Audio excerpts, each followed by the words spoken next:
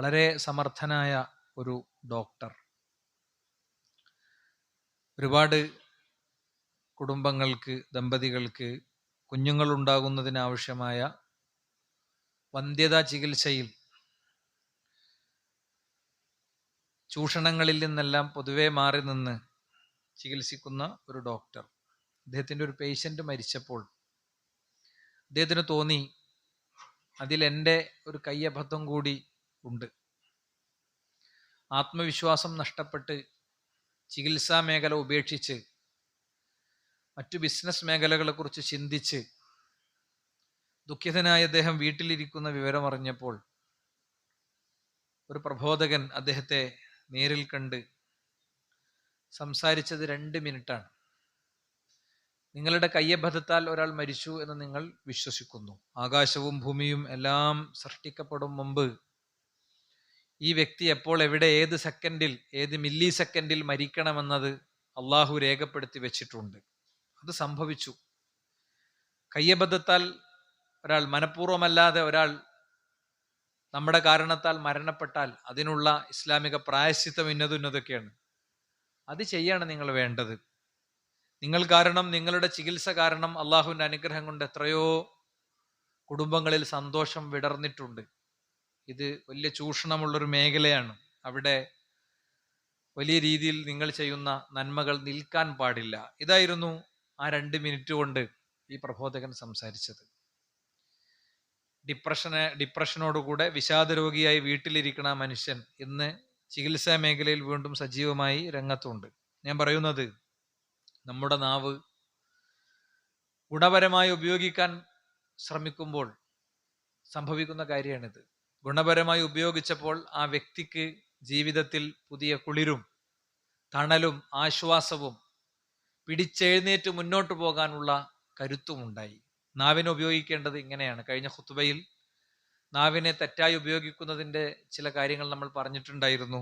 ഒരു വാക്കുകൊണ്ടൊരു പക്ഷേ സ്വർഗവും ഒരു വാക്കുകൊണ്ടൊരു പക്ഷേ നരകവും കിട്ടാവുന്ന വിധം വളരെ അത്യധ്വാനങ്ങൾ ചെയ്യേണ്ട ഒന്നാണ്. നീണ്ട വർഷങ്ങൾ പരിശ്രമിച്ചും അധ്വാനിച്ചും ഞാൻ എൻ്റെ നാവിനെ ശരിപ്പെടുത്താൻ ശ്രമിച്ചു, എനിക്ക് പൂർണ്ണതയിൽ എത്തിക്കാൻ പറ്റിയിട്ടില്ല എന്ന് പറഞ്ഞ മഹാപണ്ഡിതന്മാർ, ഇൽമിൻ്റെയും തഖ്വയുടെയും ഒക്കെ വഴിയിൽ ജീവിച്ച, അതിനുവേണ്ടി ജീവിതം ഒഴിഞ്ഞുവെച്ചവർ പോലും കഷ്ടപ്പെട്ടിട്ടുണ്ട് എന്ന കാര്യം നമ്മൾ മനസ്സിലാക്കി. ഇന്ന് സമയത്തിൻ്റെ ഉള്ളിൽ നിന്നുകൊണ്ട് 7 കാര്യങ്ങളാണ് നമ്മൾ പഠിക്കുന്നത്. നാവിലൂടെ വരാൻ സാധ്യതയുള്ള കുറേ അബദ്ധങ്ങളുണ്ട്. അതിൽ നിന്ന് പൊറുക്കിയെടുത്ത 7 എണ്ണമാണ് ഇന്ന് നമ്മൾ പഠിക്കുന്നത്. 1, സംസാരം കൊണ്ട് ശിർക്ക് വരാൻ സാധ്യതയുണ്ട്. മഹാനായ ഇബ്നു റജബുൽ ഹംബലി റഹിമഹുല്ല പറഞ്ഞു, ഫഇന്ന മഅസിയത നുതുഖി, നാവ് കൊണ്ടുള്ള പാപങ്ങളിൽ പെട്ടതാണ്. യദ്ഖുലു ഫിഹ ശിർക്കു, ശിർക്കും വരും. വഹുവ അഅലമു ദുനൂബി ഇൻദല്ലാഹി അസ്സ വജല്ല, അള്ളാഹുവിൻ്റെ അടുത്ത് ഏറ്റവും കടുത്ത കുറ്റമാണത്. എങ്ങനെയാണ് വരിക? നാവ് കൊണ്ട് ശിർക്ക് വരുന്ന ചില ഭാഗങ്ങൾ. ശിർക്ക് വരിക എന്ന് പറയുമ്പോൾ പൊതുവേ നമ്മൾ ഏലസ് കെട്ടുക, ഐക്കല്ല് കെട്ടുക, റാത്തീബ് ചൊല്ലുക, ജാറത്തിങ്ങ് പോവുക, താജു സ്വലാത്ത്, നാരിയ സ്വലാത്ത്, ഇങ്ങനെ കുറേ ജാതി ദിക്റുകളുണ്ട്. ഇതിൻ്റെയൊക്കെ ഉള്ളിൽ അള്ളാഹുവോട് പങ്കു ചേർക്കുന്ന ചില പദപ്രയോഗങ്ങളുണ്ട്. അതൊക്കെ മാത്രമായിരിക്കും ഒരുപക്ഷെ നമ്മുടെ ഓർമ്മയിൽ വരിക. എന്നാൽ ഒരു വ്യക്തി ഇങ്ങനെ പറയാണ്, മാഷാ അല്ലാഹു വശിഅത, നിങ്ങളും അള്ളാഹുവും ഉദ്ദേശിച്ചാൽ എന്ന് പറയാണ്. അതൊരു ശിർക്കൻ പ്രയോഗമാണ്. മാഷാ അല്ലാഹു വശിഅത, നിങ്ങളും അള്ളാഹുവും ഉദ്ദേശിച്ചാൽ. മാഷാ അള്ളാഹ് എന്നുള്ളതിൻ്റെ കൂടെ വശിഅത എന്ന് ചേർത്താൽ അത് തെറ്റായ ഒരു പ്രയോഗമാണ്, നാവിലൂടെ കടന്നു വരുന്ന ശിർക്കാണ്. വഹാദ മിനല്ലാഹി വമിൻക, ഇത് അള്ളാഹു നിങ്ങളും കൂടി ചെയ്തെന്നതാണ്. എങ്ങനെയാണ് ശരിക്ക് പറയേണ്ടത്? അള്ളാഹുവിന്റെ ഫദ്ലാണ്, നിങ്ങളെ കാരണം കൊണ്ട് എനിക്കിത് കിട്ടി, അങ്ങനെ പറയാം. നേരെ തിരിച്ച് വഹാദ മിൻ ഫദ്ലി മിനല്ലാഹ് വമിൻക, ഇത് അള്ളാഹു നിങ്ങളും കൂടി ചെയ്തെന്നതാണെന്നുള്ള പ്രയോഗം, അത് ഒരു ശിർക്കൻ പ്രയോഗമാണ്. വ അന ബില്ലാഹി വബിക, ഞാൻ നിന്നെ കൊണ്ടും അള്ളാഹിനെ കൊണ്ടും സത്യം ചെയ്യുന്നു എന്നൊരു പ്രയോഗം ചെയ്യാണ്, അത് ഒരു ശിർക്കൻ പ്രയോഗമാണ്. ഞാൻ ഖുർആൻ കൊണ്ട് സത്യം ചെയ്യാണ്, അത് ഒരു ശിർക്കൻ പ്രയോഗമാണ്. സാധാരണ ഖുർആനിൽ സത്യം ചെയ്ത് ഞാൻ പറയാമെന്നൊക്കെ പറയാം ആൾക്കാർ, സാധാരണ പറയുന്ന ഒരു പ്രയോഗമാണ്. സത്യം ചെയ്യൽ പടച്ചോനെ കൊണ്ട് മാത്രമേ ഉള്ളൂ, വേറെ ഒന്നിനെ കൊണ്ടും സത്യം ചെയ്തുകൂടാ. അല്ലേ? വലിയ കള്ളത്തരൊക്കെ പൊളിക്കാൻ ആൾക്കാർ എടുക്കണ വളവാണെന്ത്? നേരെ നമുക്ക് മമ്പറത്തേക്ക് പോകാന്നറിയും. മമ്പറത്തേക്ക് പോകല് അവിടെ പോയി ഇത്തരം ഒരു പരിപാടി എടുക്കൽ അത് തെറ്റ് അല്ല. അള്ളാഹുവിന്റെ റസൂൽ സല്ലല്ലാഹു അലൈഹി വസല്ലം തങ്ങൾ വഫാത്താകാൻ കിടക്കുമ്പോൾ അദ്ദേഹത്തിന്റെ മരണ നിമിഷങ്ങൾ അക്ഷരം പ്രതി ചരിത്രത്തിനു വേണ്ടി ഉദ്ധരിക്കപ്പെട്ടിട്ടുണ്ട്. എന്തെല്ലാം കാര്യങ്ങൾ പറയാണ്ട് പ്രവാചകൻ സല്ലല്ലാഹു അലൈഹി വസല്ലം തങ്ങൾക്ക്. പക്ഷേ അള്ളാഹുവിന്റെ റസൂൽ സല്ലല്ലാഹു അലൈഹി വസല്ലം തങ്ങൾ പറഞ്ഞത് ലാ തജഅലു ഖബരി വസന യുഅബദ്, എന്റെ ഖബറിടത്തെ നിങ്ങൾ ആരാധിക്കപ്പെടുന്ന ഒരു വിഗ്രഹമാക്കരുത്. ലാ തജഅലു ഖബരി ഈദ, എന്റെ ഖബറിടത്തെ നിങ്ങൾ ഈദാക്കരുത്. ഈദ് എന്ന് പറഞ്ഞാൽ അതിന് മുമ്പൊരു ഞാൻ പറഞ്ഞിട്ടുണ്ട്. ഈദ് എന്ന് പറഞ്ഞാൽ അതിനെ ഉറുദുവിലേക്ക് ട്രാൻസ്ലേറ്റ് ചെയ്താൽ ഈദിന് ഉറൂസ് എന്നാ പറയാം. ഉറൂസ് ഐൻ ഉറൂസ്. അപ്പോ ലാ തജഅലു ഖബരി ഈദ എന്ന് പറഞ്ഞാൽ എന്റെ ഖബറും പുറത്ത് നിങ്ങൾ ഉറൂസ് നടത്തരുതെന്ന് അതിന്റെ അർത്ഥം അല്ലേ. ലഅന അല്ലാഹുൽ യഹൂദ വന്നസ്വാറ ഇത്തഖദു ഖുബൂർ അംബിയാഇഹിം മസാജിദ, യഹൂദികളെയും നസ്രാക്കളെയും അള്ളാഹു ശപിക്കട്ടെ, കാരണം അവരവരുടെ ഖബറിടങ്ങളെ ആരാധനാ കേന്ദ്രങ്ങളാക്കി. ലാ തശുദ്ദു റിആൽ ഇല്ല ഇല സലാസതി മസാജിദ, നിങ്ങൾ 3 പള്ളികളിലേക്ക് മാത്രമേ പുണ്യം പ്രതീക്ഷിച്ച് യാത്ര പുറപ്പെടാവൂ. 1 പ്രവാചകന്റെ പള്ളി, 2 മസ്ജിദുൽ ഹറാം, 3 ഫലസ്തീനിലെ ബൈത്തുൽ മുഖദ്ദസ്. ഇത് മാത്രമേ പുണ്യം പ്രതീക്ഷിച്ച് യാത്ര പാടുള്ളൂ. ഇതൊക്കെ ഇസ്ലാം കൃത്യമായിട്ട് പഠിപ്പിച്ചതാണ്. അതുകൊണ്ട് നമുക്കത് കൃത്യമായി പറയാൻ പറ്റും. റസൂലുള്ളാഹി സ്വല്ലല്ലാഹു അലൈഹി വസല്ലം തങ്ങളെ കൊണ്ടോ അവിടുത്തെ ഖബറ് കൊണ്ടോ വേറെ ഖബറുകൾ കൊണ്ടോ ഒന്നും ഒരു വ്യക്തി സത്യം ചെയ്തുകൂടാ എന്നുള്ളത് വളരെ അടിസ്ഥാനമാണ്. വമാലി ഇല്ലല്ലാഹ് വ അൻത, എനിക്ക് നിങ്ങളും അല്ലാഹുവും അല്ലാതെ വേറെ ആരുമില്ല. ഇങ്ങനെ പ്രയോഗിക്കുക. എനിക്ക് നിങ്ങളും അല്ലാഹു അല്ലാതെ വേറെ ആരുമില്ല അല്ലെ. അങ്ങനത്തെ പ്രയോഗങ്ങൾ ശിർക്കുൽ അസ്ഗറിലേക്ക് എത്തുന്ന പ്രയോഗങ്ങളാണ്. അപ്പോ നമുക്ക് ഇങ്ങനെ പറയാൻ പറ്റും, നീ അല്ലാതെ എനിക്ക് ആരുമില്ല എന്ന് പറയണീന് വലിയൊരു പ്രശ്നമല്ല. പക്ഷെ അതിലേക്ക് അള്ളാഹുവിനെയും കൂടി ചേർത്തിട്ട് പറയുമ്പോ പ്രശ്നമാണ്. സൂക്ഷ്മമായ പ്രയോഗം എന്താ? എനിക്ക് അല്ലാഹു അല്ലാതെ ആരുമില്ല എന്നാണ്. അല്ലാഹു അല്ലാതെ എനിക്ക് ആരുമില്ല, നീ എന്നെ സഹായിക്കണം അല്ലെ. ഇവിടെ സഹായിക്കാനുള്ള ഒരാള്, പടച്ചോന്റെ സഹായം എങ്ങനെ വരിക? പടച്ചോന്റെ സഹായം വരുന്നതിന് കൃത്യമായ രീതി രൂപം ഉണ്ടല്ലോ. അപ്പൊ ആ നിലക്ക് ഈ ഉള്ള പ്രയോഗങ്ങൾ വാന മുതവക്കലുൻ അലല്ലാഹി വഅലൈക, ഞാൻ അന്നി അള്ളാനെ ഏൽപ്പിക്കുകയാണ്, ഞാൻ നിന്നെയും അള്ളാനെയും ഏൽപ്പിക്കുകയാണ്. ഇത്തരം പ്രയോഗങ്ങൾ വലൗല അൻത ലം യകുൻ കദാ വകദാ, നീ ഇല്ലായിരുന്നെങ്കിൽ ഇങ്ങനെയൊന്നും ആകൂലായിരുന്നു, അങ്ങനെ പ്രയോഗിക്കുക. ഇതൊക്കെ ശിർക്കുൽ അസ്ഗറിലേക്ക് എത്തുന്ന പ്രയോഗങ്ങളാണ്, ചെറിയ ശിർക്കിലേക്ക് എത്തുന്ന പ്രയോഗങ്ങളാണ്. എന്ത്? വലൗല അൻത ലം യകുൻ കദാ വകദാ, നീ ഇല്ലായിരുന്നെങ്കിൽ ഇങ്ങനെ ആകുമായിരുന്നില്ല. മനസ്സിലായില്ലേ? അവിടെ ആ തിണ്ടില്ലായിരുന്നെങ്കിൽ അവിടെ വീഴുമായിരുന്നു. ഒരു അൽഹംദുലില്ലാ മുന്നിൽ ചേർത്താൽ മതി. അൽഹംദുലില്ലാ അവിടെ ആ തിണ്ട് ഉണ്ടായിട്ടില്ലായിരുന്നെങ്കിൽ. അപ്പം ഒരു വിശ്വാസി എന്നുള്ള നിലക്ക് സ്വർഗം കിട്ടാൻ കുറച്ച് പണിയുണ്ട്. നമ്മളുടെ പാഠവും അറിവും വിജ്ഞാനവും ഒക്കെ വർദ്ധിക്കേണ്ടതുണ്ട്. നമ്മൾ കാര്യങ്ങളെ ശരിയാം വിധം പഠിക്കേണ്ടതുണ്ട്. ഇനി നോക്കൂ നിങ്ങൾ, ഇങ്ങനെയുള്ള കാര്യങ്ങൾ, ഇതുപോലത്തെ പ്രയോഗങ്ങളിലൂടെ നാവ് കൊണ്ടുള്ള അബദ്ധം സംഭവിക്കും. ഇനി രണ്ടാമത്തെ ഒരു കാര്യം എന്താ അറിയോ? വേറെ ചില പ്രയോഗങ്ങളാണ്. പ്രവാചകൻ സല്ലല്ലാഹു അലൈഹി വസല്ലം തങ്ങളെ കുറിച്ച് പറയാണ്. എന്താ? സ്വല്ലാ അലനാ റസൂലുള്ളാഹി സ്വല്ലല്ലാഹു അലൈഹി വസല്ലം സ്വലാത്ത സുബ്ഹ് ബിൽ ഹുദൈബിയ, ഹുദൈബിയയിൽ വെച്ച് പ്രവാചകൻ സുബ്ഹ് നിസ്കരിച്ചു. അപ്പോ മഴ പെയ്തു. കാനത്ത് മിനൽ ലൈല ഫലമ്മൻ സറഫ അഖ്ബല അലന്നാസ്, ആ രാത്രി അവിടെയാണ് താമസിച്ചിരുന്നത്. അങ്ങനെ പ്രവാചകൻ സല്ലല്ലാഹു അലൈഹി വസല്ലം തങ്ങൾ ജനങ്ങളുടെ അടുത്തേക്ക് വന്നു. ഹൽ തദറൂന മാദാ ഖാല റബ്ബുക്കും, നിങ്ങളുടെ റബ്ബ് എന്താണ് പറഞ്ഞത് നിങ്ങൾക്കറിയോ? ഖാലു അല്ലാഹു വറസൂലുഹു അലം, അല്ലാഹുവിനും റസൂലിനും മാത്രമേ അറിയുള്ളൂ, ഞമ്മക്കാർക്കും അറിയുകയില്ല. അസ്ബഹ മിൻ ഇബാദി മുഅ്മിനും ബി വകാഫിർ, എന്റെ അടിമകളിൽ ചിലർ ഇന്ന് വിശ്വാസികളും ചിലർ കാഫിറുകളുമായിട്ടുണ്ട്. ഫഅമ്മാ മൻ ഖാല മുതിർനാ ബിഫദ്ലില്ലാഹി വറഹ്മതിഹി, അല്ലാഹുവിന്റെ അനുഗ്രഹം കൊണ്ട് നമുക്ക് മഴ കിട്ടി എന്ന് പറയുകയാണെങ്കിൽ ഫദാലിക മുഅ്മിനും ബി വകാഫിറും ബിൽ കവാകിബ്, അവൻ എന്നെ വിശ്വസിച്ചവനും കവാക്കിബുകളെ നക്ഷത്രങ്ങളെ അവിശ്വസിച്ചവനുമാണ്. അമ്മാമൻ ഖാല മുതിർനാ ബിനൗഇ കദാ വകദാ, നമുക്ക് ഇന്ന നക്ഷത്രങ്ങളെ കൊണ്ടാണ് കിട്ടിയത്, ഇന്ന ഞാറ്റുവേലകൾ കൊണ്ടാണ് കിട്ടിയത് അല്ലെ. സാധാരണഗതിയിൽ നമ്മളെടുത്ത് വരുന്ന ചില പ്രയോഗങ്ങളാണിത്.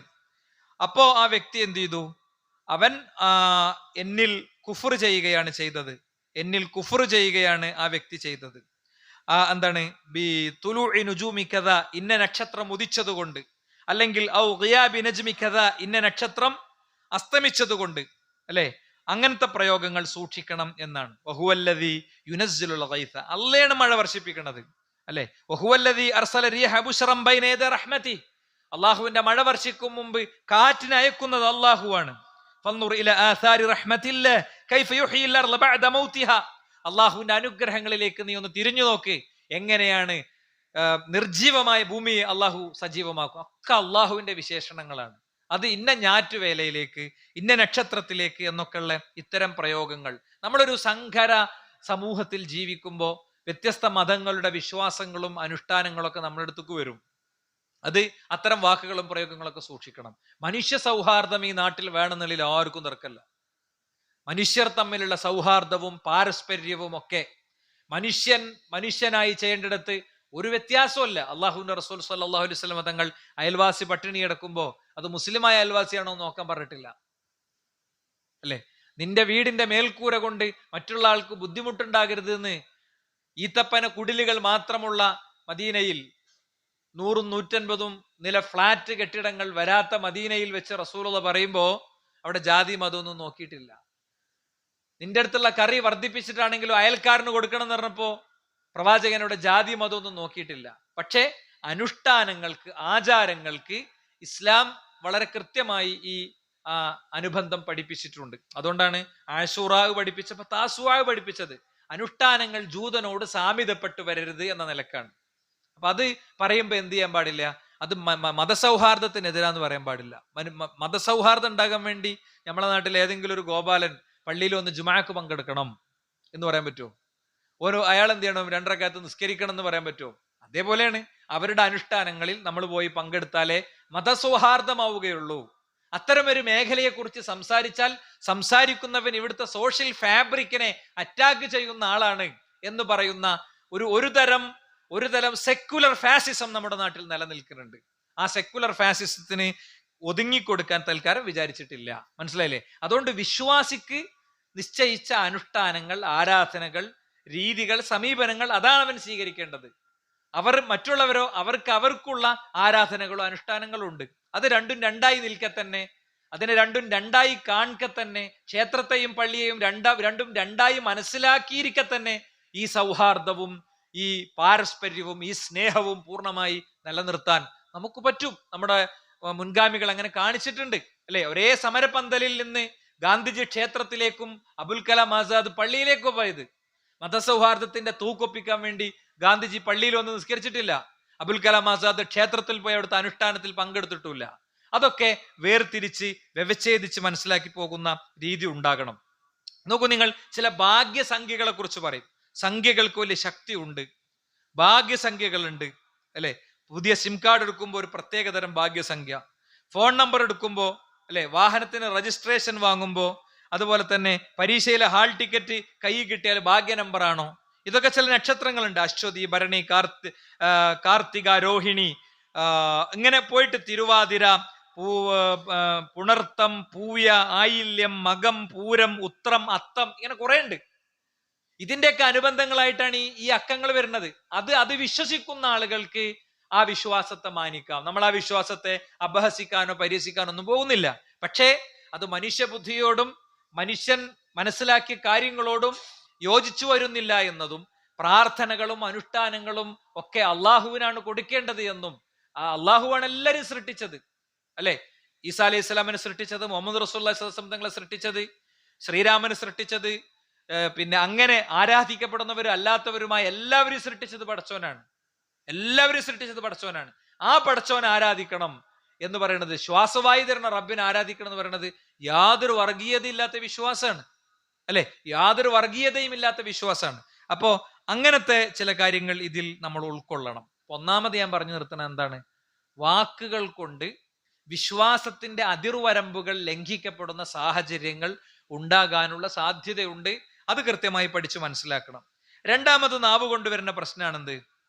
അൽ ഖൗലു അലല്ലാഹി ബിഗൈരി ഇൽം. അള്ളാഹിനെ കുറിച്ച് വിവരമില്ലാത്തത് പറയാം. 5 നിലക്ക് വരും. ഒന്നെന്താണ്? അത്തസറഉ ഫിൽ ഇഫ്താഹി ബിഗൈരി ഇൽം. അറിയാത്ത വിഷയത്തിൽ ഫത്വ പറയാം. ഇത് ചായക്കടകളിലും ചർച്ചകളിലൊക്കെയാണ് പൊതുവെ വരിക. നമ്മൾ കാലങ്ങളായി ചെയ്തു വരുന്ന ചില കാര്യങ്ങൾ ഉണ്ടാവും, അതിനങ്ങനെ തന്നെയുണ്ട്, അല്ലെ? അതിനങ്ങനെ തന്നെയാണ് മസ്അല പറയാ. മണ്ണിന്റെ അടിയിൽ കിടക്കുന്ന വസ്തുക്കൾ കച്ചവടം ചെയ്യുമ്പോൾ അത് ഊഹക്കച്ചവടാണ്, മതിപ്പിനാണ് കൊടുക്കുന്നത്. അവിടെ പണ്ഡിതന്മാര് അതിൽ തത്വങ്ങളിൽ വിയോജിപ്പുകൾ പറഞ്ഞിട്ടുണ്ട്. ഇവിടെ ഇരിക്കുന്ന പലരും അങ്ങനെ ചെയ്യുന്നവരുണ്ട്. അത് പറഞ്ഞാൽ മനസ്സിലാവില്ല. നമ്മൾ എത്രയോ കാലമായിട്ട് ചെയ്തു പോരണല്ലേ എന്നാണ് ചോദിക്കുക. എന്താ ഏറ്റവും സൂക്ഷ്മമായ വശം എന്താ? അത് പറിച്ചിട്ടാണ് അതും പറിച്ചിട്ട് അത് കണ്ടിട്ടാണ് കച്ചവടം നടത്തിയാൽ മതി. അത് പറിച്ചിട്ട് അതിന് തൂക്കിയിട്ട് കിട്ടുന്ന വിലന്റെ പൈസ എന്നാ മതി എന്ന് പറയുന്നിടത്താണ് ബർക്കത്ത്. അത് ചിലപ്പോ മറ്റേ കണ്ടത്തിൽ വിറ്റ ആളെ പൈസ ഇതും തമ്മിൽ കൂട്ടി വെക്കുമ്പോ നമുക്ക് കുറച്ച് നഷ്ടമായിക്കാരം. പക്ഷെ പൈസന്റെ ബർക്കത്തും മെച്ചയിക്കാരം. അയാൾക്ക് 25,000 റുപ്യ കിട്ടിയിട്ടുണ്ടാവും, അയാളെ വണ്ടി ഒന്നട വരുത്തിയിട്ടുണ്ടാവും, മടുകാടാണ് പോയിട്ടുണ്ടാവും, ലേറ്റാണ് പൊട്ടിയിട്ടുണ്ടാവും. എത്ര റുപ്യായി? അവനാന്റെ വണ്ടിന്റെ അളവ് വെച്ച് കൂട്ടിക്കോളി. ഇവന്റെ ഒന്നുമില്ല. അതുകൊണ്ട് പഞ്ചസാരയും ശർക്കരയും സംഗതിയൊക്കെ വാങ്ങിയിട്ട് അങ്ങനെ തീർത്തിട്ടുണ്ടാവും. അതാണ് ബർക്കത്ത് ഉണ്ടാക്കുന്നത്. കിട്ടണ അത്രയെന്നുള്ളതല്ല, കിട്ടുന്നതിലെ ബർക്കത്ത് പ്രധാനമാണ്. അപ്പോ അറിയാത്ത വിഷയത്തിൽ ഫത്വ പറയാം, നാവുകൊണ്ടുണ്ടാണ്.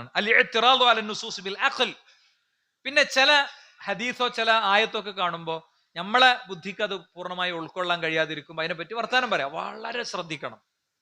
കുറച്ച് വിദ്യാഭ്യാസമുണ്ട്, കുറച്ച് കഴിവുണ്ട്, അന്ധവിശ്വാസങ്ങളോട് വിയോജിപ്പുണ്ട്. ഇത്തരം ഒരു ഫ്രെയിമിൽ നിന്ന് ജനിക്കാൻ സാധ്യതയുള്ള ഒരു വഞ്ചനാപരമായ ശൈത്താന്റെ കെണിയാണത്. എന്താ? അള്ളാഹു സുബ്ഹാനഹു വ തആല ഖുർആനിലും ഹദീസിലൊക്കെ ചില കാര്യങ്ങൾ വെച്ചിട്ടുണ്ട്. അതെന്താ? നേരിട്ട് നമ്മളെ ബുദ്ധി കൊണ്ട് അളന്നാ കിട്ടാത്തതാണത്. അതെന്തിനാ അങ്ങനെ വെച്ച്? നമ്മളെ പരീക്ഷിക്കാനാണ്. ഷജറത്തു സഖൂം ഉണ്ട്. ഷജറത്തു സഖൂം തഖ്റുജു മിൻ അസ്ലിൽ ജഹീം. നരകത്തിന്റെ അടിയിൽ നിന്ന് വരുന്നതാ ഷജറത്തു സഖൂം. അപ്പൊ ഭൂമിയിലെ തീയിനേക്കാളും എത്രയോ ഇരട്ടി ചൂടുള്ള തീയിനെ അതിജീവിച്ചിട്ട് ഒരു മരം വരെ. അത് പറയുന്നിടത്ത് അള്ളാഹു സുബ്ഹാനഹു വ തആല എന്താ പറഞ്ഞത്? ഫിത്തിനയാണ്, അത് നിങ്ങൾക്കുള്ള പരീക്ഷണമാണ്. നരകത്തെക്കാകണ മലക്കുകളുടെ എണ്ണം 19. എന്തിനാ എണ്ണം പറഞ്ഞത്?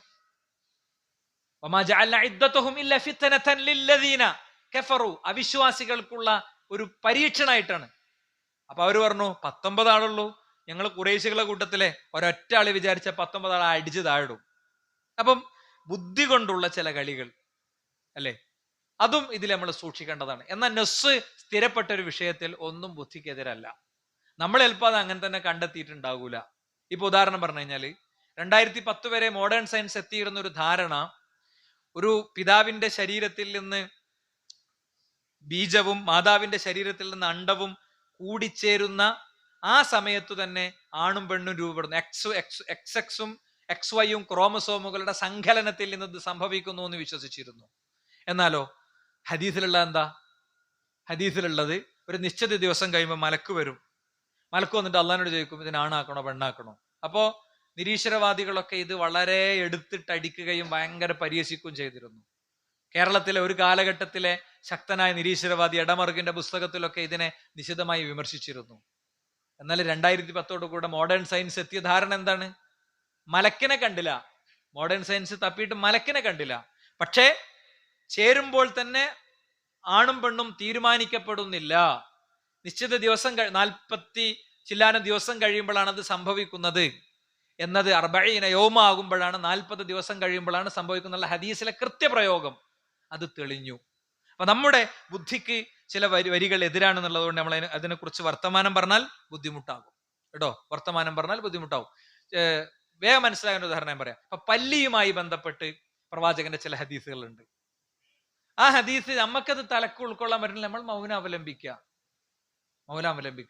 ചില ഫുഡ് പോയിസണുകളുടെ ഒക്കെ ഡീറ്റെയിൽ എടുത്തു നോക്കിയാൽ ഈ പല്ലിയുടെ കാഷ്ടത്തെ സംബന്ധിച്ചുള്ള അത് ഭയങ്കര വിഷമാണെന്നുള്ള പ്രയോഗങ്ങളൊക്കെ എവിടെ ഞാൻ വായിച്ചിട്ടുണ്ട്. എത്രത്തോളം ഒതന്റിക് ആണെന്ന് വെരിഫൈ ചെയ്തിട്ടില്ല ഞാൻ.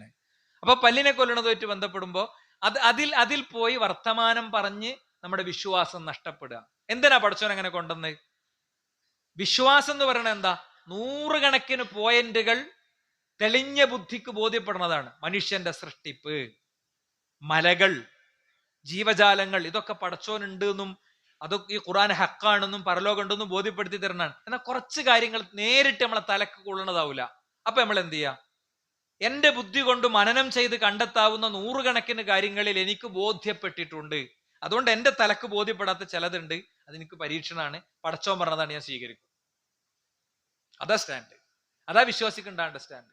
അല്ലാതെ SLCക്ക് 110 മാർക്ക് ഇട്ട 210 മാർക്ക് ഇട്ടായിട്ട് പൊട്ടിയ ആ തല ഉണ്ടല്ലോ, ആ തല കൊണ്ട് ഇതിനെ അളക്കാൻ പോയാൽ വലിയ ബുദ്ധിമുട്ടാ. അത് ശ്രദ്ധിക്കേണ്ടതാണ്. ഇനി മറ്റൊരു കാര്യം എന്താ? ദിക്റുൽ ഹദീസ് ദൂന മഅരിഫത്തി സിഹ്ഹതിഹി വ ദഅഫിഹി. ഹദീസിന്റെ സിഹത്ത് മനസ്സിലാക്കാതെ പറയാം.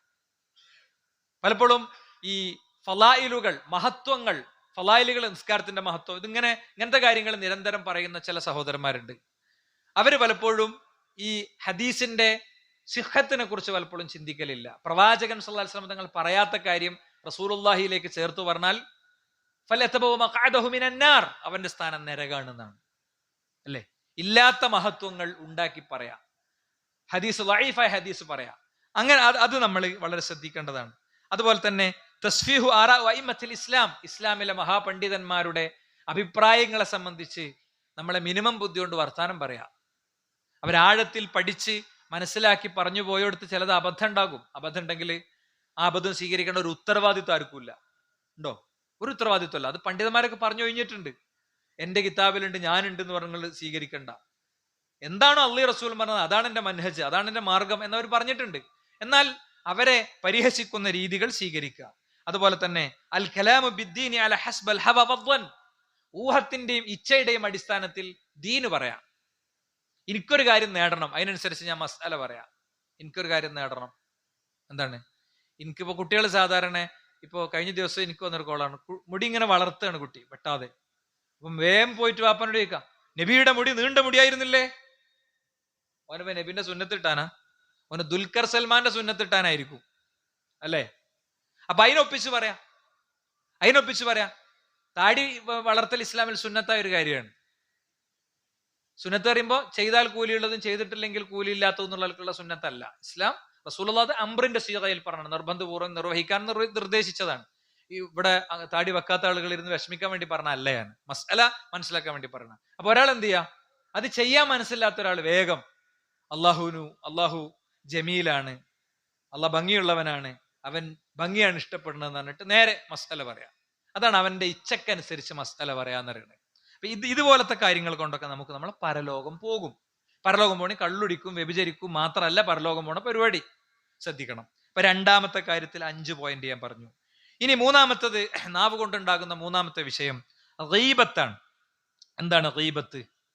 ഗീബത്ത് പൊതുവെ നമ്മൾ നേരത്തെ കേട്ടതും മനസ്സിലാക്കിയതുമായ ഒരു വിഷയമാണ് അല്ലേ? ഗീബത്ത് എന്താണ് എന്ന് പണ്ഡിതന്മാര്, അള്ളാഹുവിന്റെ റസൂൽ നമുക്ക് പഠിപ്പിച്ചു തന്നിട്ടുണ്ട്. ഗീബത്ത് എന്താണ് എന്ന് നബി കരീം സല്ലല്ലാഹു അലൈഹി വസല്ലം തങ്ങൾ തന്നെ നമുക്ക് പഠിപ്പിച്ചു തന്നിട്ടുണ്ട്. പ്രവാചകൻ സല്ലല്ലാഹു അലൈഹി വസല്ലം തങ്ങൾ പറഞ്ഞു, റസൂലുള്ളാഹി സ്വല്ലല്ലാഹു അലൈഹി വസല്ലം തങ്ങളോട് ചോദിക്കുകയാണ്, എന്താ അതദറൂന മൽ ഗീബ, ഗീബത്ത് എന്താ നിങ്ങൾക്ക് അറിയോ? ഇപ്പോൾ അവർ പറഞ്ഞു അല്ലാഹു റസൂലുഹു അലം, അള്ളാഹുവിന്റെ റസൂലിന് മാത്രമേ അറിയുള്ളൂ, വേറെ ആർക്കും അറിയില്ല. അപ്പൊ പ്രവാചകൻ പറയാം, ദിക്റുക അഖാക ബിമാ യക്റഹ്, നിന്റെ സഹോദരന് ഇഷ്ടമല്ലാത്ത കാര്യം അവന്റെ പേരിൽ പറയാം.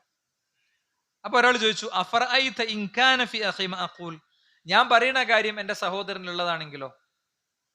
തടിയുള്ള ഒരാളാണ്, തടിയാന്ന് വിളിച്ചു. തടി അവനുണ്ട് അല്ലേ? തടിയുണ്ട്, ഉണ്ടക്കണ്ണാന്ന് വിളിച്ചു.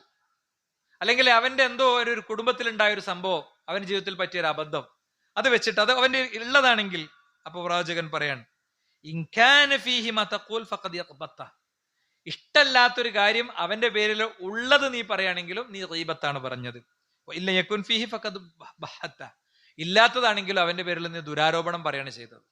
അപ്പൊ സഹോദരന്മാരെ, ഇത് വളരെ ഗൗരവതരമായ ഒരു വിഷയമാണ്. ഖുർആൻ നേരിട്ട് നസ്സായി പറയാണ്, വലാ യഗ്തബ് ബഅ്ലുകും ബഅ്ളാ, നിങ്ങൾ പരസ്പരം ഇങ്ങനെ എന്താ പറയാ ദുഷിച്ചു പറയരുത്. ദുഷിച്ചു പറയുന്ന ഒരു പരിപാടി നിങ്ങളെടുത്ത് ഉണ്ടാകരുത്. കുല്ലുൽ മുസ്ലിം അലൽ മുസ്ലിം ഹറാമുൻ ദമുഹു മാലുഹു അർളുഹു. ഇവിടെ മുസ്ലിം എന്ന് പ്രയോഗിച്ചുകൊണ്ട് മുസ്ലിമിന് മാത്രം ബാധകാണെന്ന് വരുന്നില്ല, ഏത് വ്യക്തിക്കും. അതിന്റെ വിശദാംശങ്ങൾ ഞാൻ പറയണില്ല. ഒരുപാട് ഹദീസുകളിൽ നിന്ന് ഇത് മൊത്തം മനുഷ്യരെ ബാധിക്കുന്നതാണെന്ന് നമുക്ക് പറയാൻ പറ്റും കേട്ടോ. പ്രവാചകന്റെ മുന്നിൽ ഇരിക്കുന്ന ആളുകളെ മുൻനിർത്തി റസൂലുള്ളാഹി ഈ വചനത്തിൽ പറഞ്ഞു എന്നേ ഉള്ളൂ. 3 കാര്യങ്ങൾ ഒരു വ്യക്തിക്ക് മറ്റൊരു വ്യക്തിയുടെ ഹറാമാണ്. ഒരാളുടെ അഭിമാനത്തെ പിച്ച് ചീന്തുക, അയാളുടെ രക്തം ചിന്തുക, അയാളുടെ ധനം അയാളുടെ അനുവാദമില്ലാതെ എടുക്കുക. അപ്പോൾ ഈ 3 കാര്യങ്ങൾ വളരെ ശക്തമായും റസൂലുള്ളാഹി സ്വല്ലല്ലാഹു അലൈഹി വസല്ലം തങ്ങൾ വിലക്കിയിട്ടുണ്ട് എന്നാണ്. മാത്രമല്ല, ഒരു ഹദീസ് നോക്കൂ നിങ്ങൾ, മിഅ്റാജിന്റെ രാവിൽ ഞാനൊരു സംഘത്തിന്റെ മുന്നിലൂടെ നടന്നുപോയി.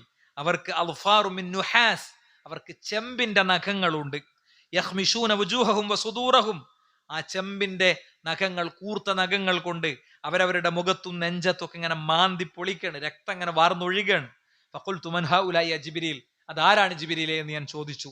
ഖാല ഹഉലാഇ അല്ലദീന യഅകുലൂന ലുഹുമൻ നാസ്, ജനങ്ങളുടെ മാംസം തിന്നുന്നവരാണവർ. വയഖഊന ഫീ അറാളിഹിം, അവരുടെ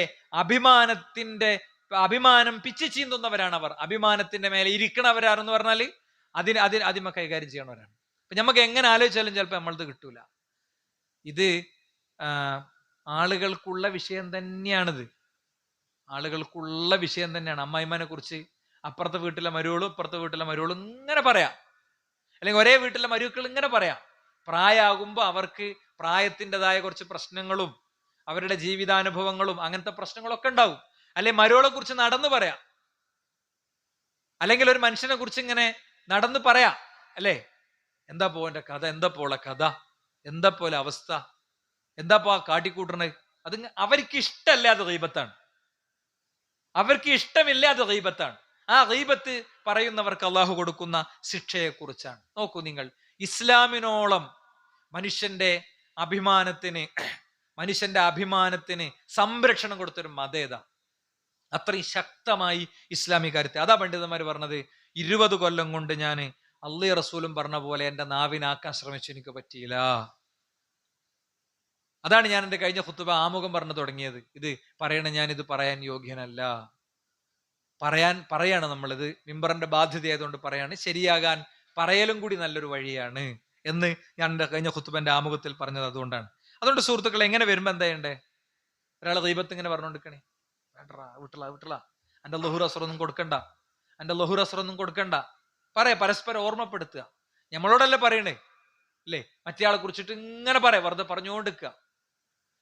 പറഞ്ഞുകൊണ്ടിരിക്കുക. രാത്രി മുഴുവൻ നിസ്കരിക്കുന്ന ഒരു സ്ത്രീനെ കുറിച്ച് റസൂലുള്ളാഹിനോട് പറഞ്ഞു, പോലാറുന്നു, സ്വർഗത്ത് പോലാറുന്നു, ഇത് ശരിയില്ലായിരുന്നു, ഇത് നാവ് ശരിയില്ല എന്ന് പറഞ്ഞു. അല്ലെ, ഒരു വയോധികയെ കുറിച്ച് പ്രവാചകന്റെ അടുത്ത് വന്ന് പറഞ്ഞപ്പോ പറയാണ്. അപ്പൊ ഇത് വളരെ ശ്രദ്ധിക്കേണ്ടതാണ്. ഉള്ളതന്നെയല്ലേ ആണ്. അയലോകത്തെ വീട്ടിൽ വന്ന് താമസിക്കണ ആൾക്കാരെ കുറിച്ച്, അപ്പുറത്തെ വാടകക്കാരെ കുറിച്ച്, ഇപ്പുറത്തെ ഓരെ കുറിച്ച്, അപ്പുറത്തെ മറ്റോരെ കുറിച്ച്, അവിടുത്തെ മരുവോളെ കുറിച്ച്, ഇവിടുത്തെ മരുമോനെ കുറിച്ച്, അല്ലേ? ഇതൊക്കെ വളരെ നമ്മൾ ശ്രദ്ധിക്കേണ്ട ഒരു കാര്യമാണ്, വളരെ ശ്രദ്ധിക്കേണ്ട കാര്യമാണ്. ഇല്ലെങ്കിൽ വലിയ നഷ്ടം യഥാർത്ഥത്തിൽ നമ്മളെ സംബന്ധിച്ചിടത്തോളം ഉണ്ടാകുമെന്ന കാര്യം നമ്മൾ ഓരോരുത്തരും ഓർക്കുക. ഇനി മറ്റൊന്ന് വേഗത്തിൽ പറയണ മറ്റൊന്ന് നമീമത്താണ്. നമീമത്ത്, ഹമ്മാസിം മശ്ശാഇം ബിനമീം, കുത്തുവാക്കു പറയുന്നവരും ഏഷണിക്കാരുമായി നടക്കുന്നവർ എന്ന് നബി കരീം സല്ലല്ലാഹു അലൈഹി വസല്ലം തങ്ങൾ പറഞ്ഞു. എന്താണ് നമീമത്ത് എന്ന് പറഞ്ഞാൽ? നമീമത്ത് എന്ന് പറഞ്ഞാൽ ഹിയ അന്നഖലുൽ കലാമിൻ മിൻ തൊർഫിൻ ലിആഖർ ലിഇഖാഇ ബൈനഹുമാ. ഒരു വാക്ക് വേറൊരു കോലത്തിൽ പോയി പറഞ്ഞു കൊടുക്കുക. ഒരാൾ പറഞ്ഞത് വേറൊരു കോലത്തിൽ പോയി പറഞ്ഞിട്ട് ഓലെ തമ്മിൽ മുട്ടിക്കുക. അതാണ്. ഒരിക്കലും വിചാരിക്കാത്തൊരു കാര്യമാണ് പറയാ, അല്ലേ? ഒരിക്കലും ഞാനിങ്ങനെ പറഞ്ഞപ്പോ ഓനൊരു നോട്ടം നോക്കി, അല്ലേ, ഇത് മതി, ആഹാ അങ്ങനല്ലേ, അങ്ങനെ ഉണ്ടായില്ലേ. അപ്പൊ ഇവന്റെ ഉള്ളിൽ പിന്നെ ഇങ്ങനെ കത്തി പടർന്ന് അതൊരു പ്രശ്നമായി, ഒരു പ്രതിസന്ധിയായി മാറുക. അങ്ങോട്ട് ചാരുക, കുറ്റപ്പെടുത്തി ചാരുക. ഇതിനാണ് നമീമത്ത് എന്ന് പറയുന്നത്. സുഹൃത്തുക്കളെ, ഇതും ഒരു പ്രശ്നമാണ്. അതേപോലെ മറ്റൊന്നാണ് വെറും വർത്തമാനങ്ങൾ. കഫാബിൽ മർഇ ഇസ്മൻ അൻ യുഹദ്ദിസ ബികുല്ലി മാ സമഅ. കേട്ടത് മുഴുവൻ പറഞ്ഞാൽ മതി, കേട്ടത് മുഴുവൻ ഇങ്ങനെ പറഞ്ഞെടുക്കുക, അത് തന്നെ വലിയ കുറ്റാണ്. വിശദമായി പറയേണ്ടതാണ്, ഞാൻ നീട്ടി പറയണില്ല. ഈ വിഷയം ഈ ഒരാഴ്ചയോടുകൂടെ അവസാനിപ്പിക്കാൻ വേണ്ടി. ഇരട്ട മുഖം, ഇവിടെ ഒന്ന് പറയാം, അവിടെ വേറൊന്ന് പറയാം. തന്നെയല്ലേ, എച്ചമ്മന്റെ അടുത്ത് ചെല്ലുമ്പോ കത്തിച്ച് കൈ കൊടുക്കുക, അങ്ങനെ ഉണ്ടല്ലേ, എന്നിട്ട് അപ്പുറത്ത് പോയിട്ട് നേരെ തിരിച്ചു പറയാം. അല്ലെങ്കിൽ മോലാളിന്റെ അടുത്ത് ചെല്ലുമ്പോ മറ്റേ പണിക്കാരനെ കുറിച്ച് ചില ബോസുമാരും എങ്ങനെയായിരിക്കും, ഇന്നെ കുറിച്ച് മൂപ്പരോട് പറയും, മൂപ്പരെ കുറിച്ച് ഇഞ്ഞോട് പറയും. അങ്ങനല്ലല്ലോ വേണ്ടേ. എന്നെ കുറിച്ച് എന്തെങ്കിലും ഉണ്ടെങ്കിൽ എന്നോട് പറയാം, അല്ലേ? ഇങ്ങനത്തെ ഇരട്ട മുഖ പരിപാടികൾ, അതേപോലെ ശാപവാക്കുകൾ, ഇതൊക്കെ നാവിന്റെ കുഴപ്പങ്ങളാണ്. പരിഹാസങ്ങൾ, ഇരട്ടപ്പേരുകൾ, ഇതൊക്കെ നാവിന്റെ ദോഷങ്ങളാണ്. അള്ളാഹു അത്തരം കെണികളിൽ നിന്ന് നമ്മെ കാത്തുരക്ഷിക്കുമാറാകട്ടെ. ബോധിപ്പിക്കുകയാണ്. ഖുർആൻ പറഞ്ഞു, യാ അയ്യുഹല്ലദീന ആമനൂ, ഓ സത്യവിശ്വാസികളെ, ലാ യസ്ഖർ ഖൗമുൻ മിൻ ഖൗമിൻ, ഒരു വിഭാഗവും വേറൊരു വിഭാഗത്തെ പരിഹസിക്കരുത്. അസാ യകൂനു ഖൈറൻ മിൻഹു, ഈ പരിഹസിക്കപ്പെടുന്ന ആളുകളുണ്ടല്ലോ, അവർ ചിലപ്പോൾ ഈ പരിഹസിക്കണവരെക്കാളും ഉഷാറായിരിക്കും. വലാ നിസാഉം മിൻ നിസായിൻ, ഒരു സ്ത്രീയും വേറൊരു സ്ത്രീയെയും പരിഹസിക്കരുത്. അസാ യകുന്ന ഖൈറൻ മിൻഹുന്ന, ഈ സ്ത്രീയെക്കാളും, ആ പരിഹസിക്കുന്ന സ്ത്രീയെക്കാളും ഈ സ്ത്രീ ചിലപ്പോൾ ഒന്നുകൂടി മെച്ചായിരിക്കും. വലാ തൽമിസു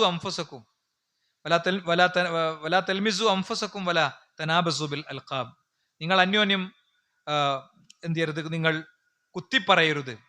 അതുപോലെ തന്നെ ഇരട്ടപ്പേരുകൾ വിളിക്കുകയും ചെയ്യരുത്. ബിഅ്സൽ ഇസ്മുൽ ഫുസൂഖു ബഅദൽ ഈമാൻ. വിശ്വാസം കിട്ടിയതിന്റെ ശേഷം എന്ത് മോശം പരിപാടിയാണ് ഇതൊക്കെ, എന്തൊരു പ്രയോഗമാണത്. ഉമല്ലയത്തു ഫൗലൈക ഹുമുൽ ളാലിമൂൻ. തൗബ ചെയ്യാത്തവന്റെ കാര്യം കഷ്ടാണ് അല്ലെ. അപ്പോ ചിലപ്പോ കാഴ്ചയിലൊന്നും വലിയ സംഭവമൊന്നും ആവൂല, പക്ഷെ അവന്റെ കൽബിന്റെ വലുപ്പം ഭയങ്കരമായിരിക്കും, തഖ്വ അത്രയും വലുതായിരിക്കും.